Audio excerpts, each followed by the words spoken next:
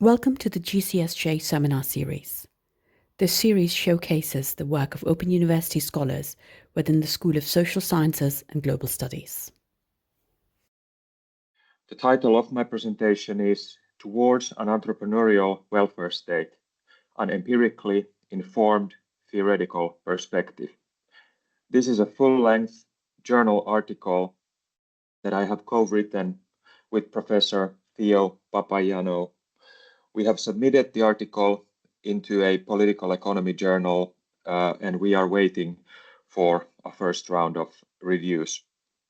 Nevertheless, to the extent that I'll be able to present the paper in a succinct form today, we are very grateful for any thoughts and provocations and feedback that you might have on our paper at this point.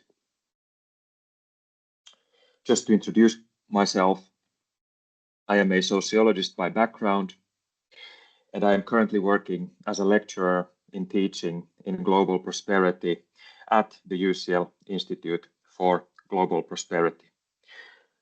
Before my position at IGP, I was PI and postdoctoral researcher at the Hanken School of Economics in the Business Finland funded project Towards an Entrepreneurial Welfare State, the Practices of Challenge-Driven Innovation Policies.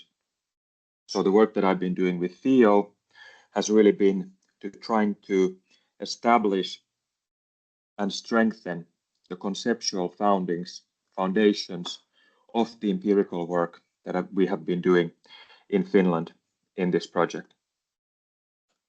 My agenda for today is simple. Firstly, I want to present to you the conceptual argument that we've been developing with Theo. And then in the second part, I want to explore what that conceptual argument means in terms of some of the empirical dynamics of challenge-driven innovation that we've explored in Finland. I'll conclude with some conclusions, insights, perhaps questions for further study. I have about 15 slides here, and I aim to use a minute per slide so that we have time for discussion. So firstly, the entrepreneurial welfare state in theory. The growing awareness of grand challenges has led in recent years to increasing calls for mission-oriented, challenge-driven, transformative innovation policies. I use these terms interchangeably here. The assumption is that policy measures can influence not only the rate of economic growth, but also its direction. So if for a long time innovation policies have tried to spur good jobs and economic growth, the assumption in challenge-driven innovation is that we should actually begin by asking the questions, what problems are we trying to solve in a country, perhaps a region, whatever the scale is, can be different ones. So how might we then think about this conceptually? Well, here is one suggestion of how that might be done. So the liberal state subsidizes innovation whose negative externalities the Western welfare state is no longer able to govern meaningfully. This represents a corrosive process that, if left unchecked, will end up undermining the trust towards the institutions. So what can we do about it?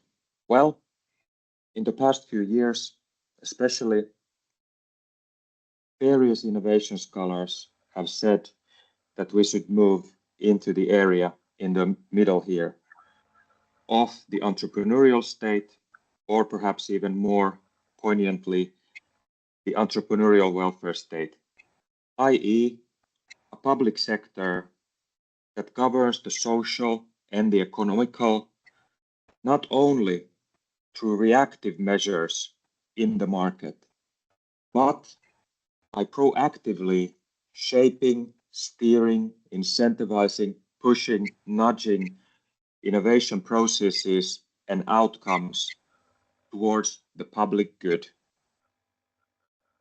This hypothesis immediately raises a question about its feasibility in terms of the skills, resources, capabilities from public actors, but also the private sector, and from the interfaces between them.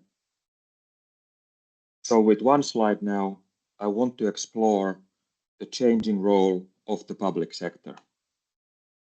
So one of the classics of public administration research, Simon, says in 1947 that governance involves trade-offs between positive values, desirable principles. For example, we simultaneously want our policies to be highly coordinated so that the big government ship would move in the same direction of solving, for example, the SDGs. At the same time, however, we recognize the inherent value of specialization, of small teams and units working with large degrees of freedom on whatever they think is important. So we are trying to reconcile coordination and specialization. So taking inspiration from this idea from Simon, what me and Theo have done in this paper is that we have gone into the literature on the entrepreneurial state and into the literature on the welfare state, and we have tried to characterize and plot the two governmental rationalities, or to borrow the Foucaultian concept of governmentalities, we've tried to characterize them in terms of their goals and aims, tools and techniques available to achieve those aims, the epistemological frames through which we can know whether those aims are being reached or not, their bureaucratic values and operating principles, and also the legitimacy basis of public action.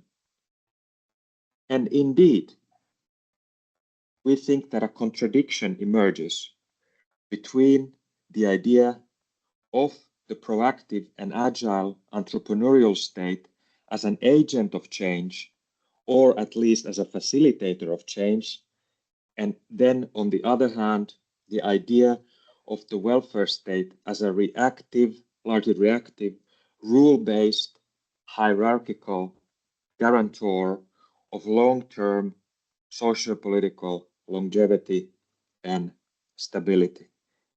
This is really the conceptual argument that the paper puts forward and tries to analyze.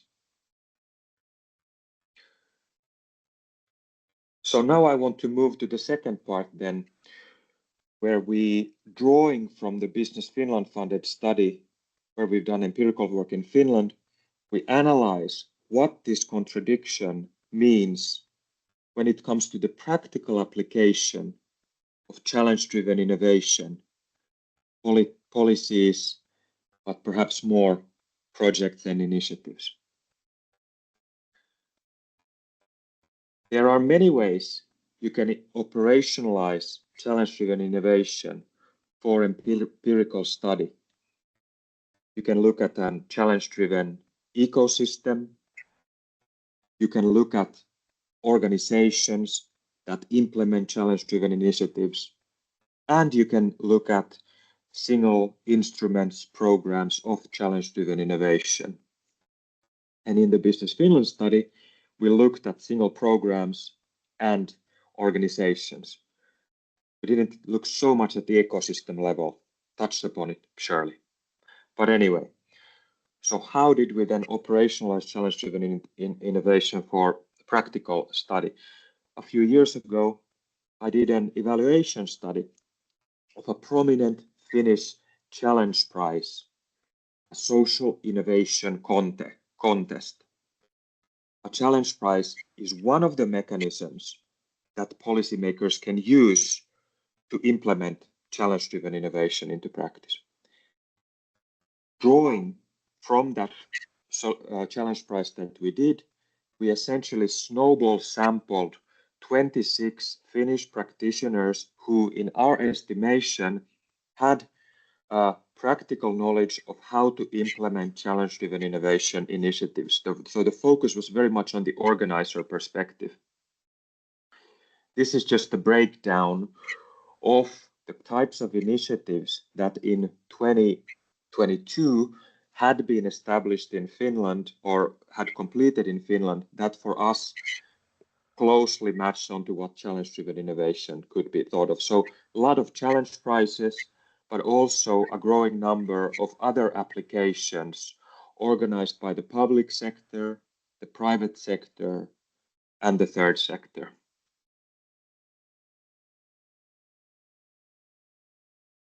So here is how we operationalized further challenge-driven innovation for empirical study. So we asked these organizers, policymakers, how should you then define or design a successful challenge? How should you implement a challenge? How should you evaluate its success? And how should you fund a challenge? Instead of a linear process, we see this as a highly dynamic, contingent, and cyclical process where all parts affect each other. So the way that you set a challenge has profound implications for how it can be implemented. Evaluation, on the other hand, should take place not only when the initiative has ended, but in the short term, mid-term, and long term. Funding, of course, already sets a lot of I suppose, boundaries as to how the challenge can be designed. We might not think that's the case, but that is always the case. So the policymakers are thinking about all of this together simultaneously. So it's already pointing to that it's a demanding process, developing a lot of capabilities. So the big finding then coming out of this particular empirical material is the following. So it's noteworthy to us that sometimes the same interviewee might start the interview by emphasizing how important it is that a challenge is as open as possible. Because if you have an open challenge, it will invite a diverse group of participants.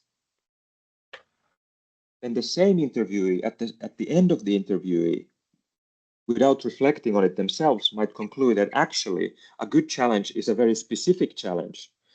Because if you have a specific challenge, you kind of know what types of professional groups and people will attend your initiative, which then makes the implementation much more feasible because you can structure the support mechanisms to fit that professional group.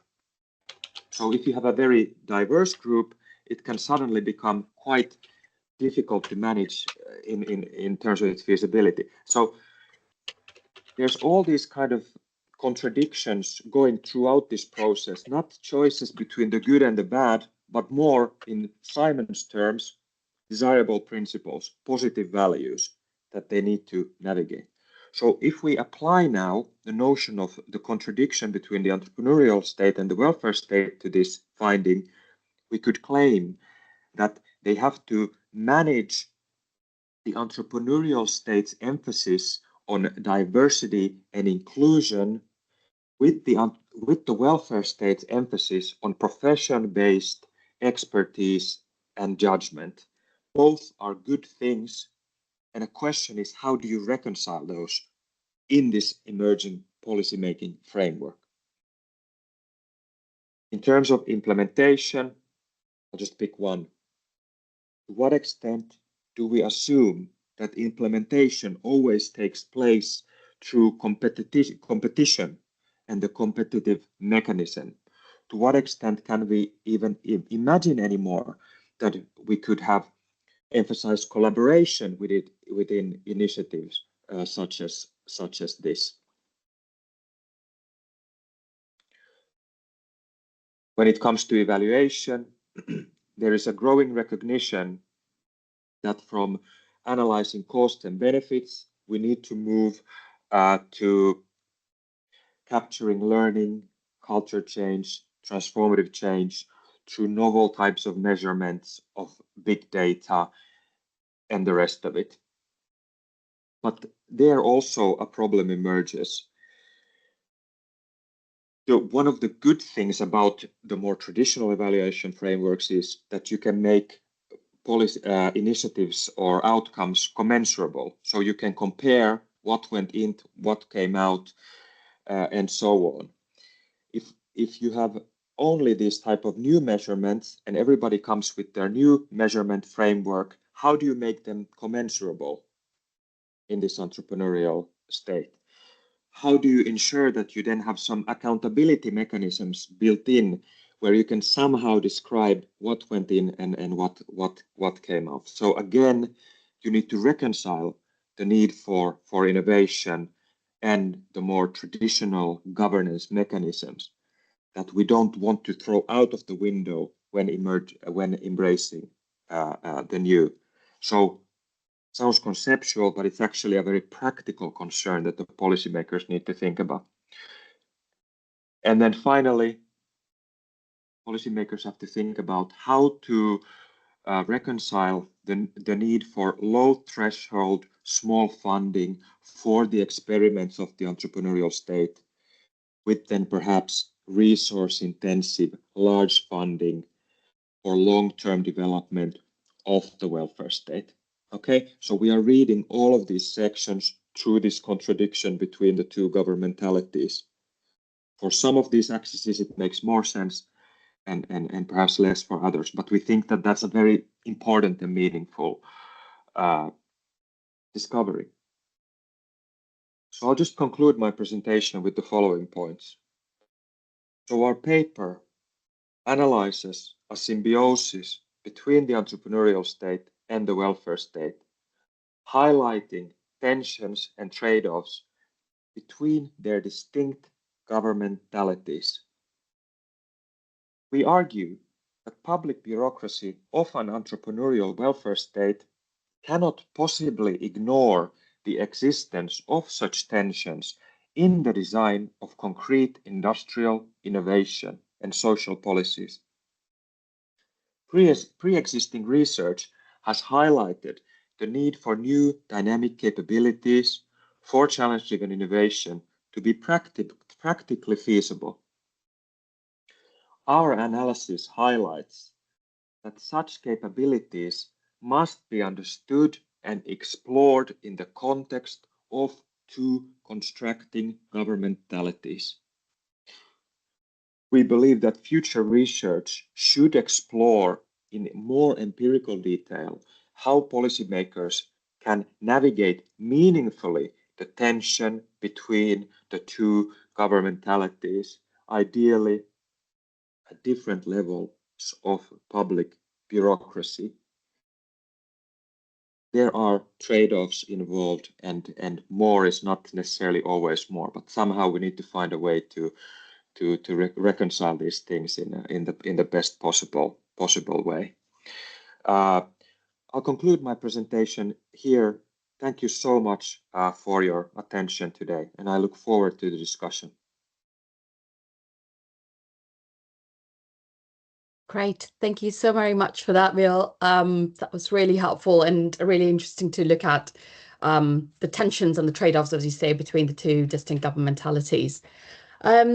We have plenty of time for Q&A if anyone has anything that they would like to ask, or perhaps Theo, if you'd like to add anything to the talk. Thanks very much. I think Will has presented the main argument, what we really wanted to say in this paper, which is basically that at the level of theory, the reconciliation between entrepreneurial state and the welfare state sounds quite easy at very abstract level. However, when you move from that abstract level to the level of policy, which is much more concrete and practical, those tensions arise because the two governmentalities, the elements of those two governmentalities of the welfare state and the entrepreneurial state start to emerge at the level of policy. And then the big question is, how do you deal with those tensions? Now, one part of the paper is also what kind of public bureaucracy should you have in place in order for this bureaucracy to deal with the increasing demands coming from the governmentality of the entrepreneurial state that requires, for example, agility. It requires dynamism. Whereas, of course, the traditional welfare state approach is much more about stability. It's much more about redistribution.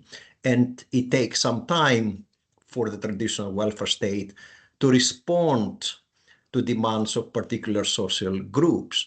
So it's not, by definition, so dynamic. So I think by bringing in this empirical data from Finland, we try to grasp those tensions in the paper and basically argue that the move from abstract to concrete brings to fore all sorts of problems, because it's one thing to talk in abstract about an entrepreneurial state dealing with challenges like the challenges that Will presented, but it's another thing to have a public bureaucracy that is educated to the extent that can actually deal with these different tensions. So, I mean, that's the purpose of the paper. So we just put it to you. So very happy to answer questions and get any feedback you've got. Thank you for watching this GCSJ seminar. Please visit our website to learn more about the series and the GCSJ Centre. Please subscribe to this channel and follow us on social media to keep up to date on future events. The details of those are in the description. Once again, thank you for watching.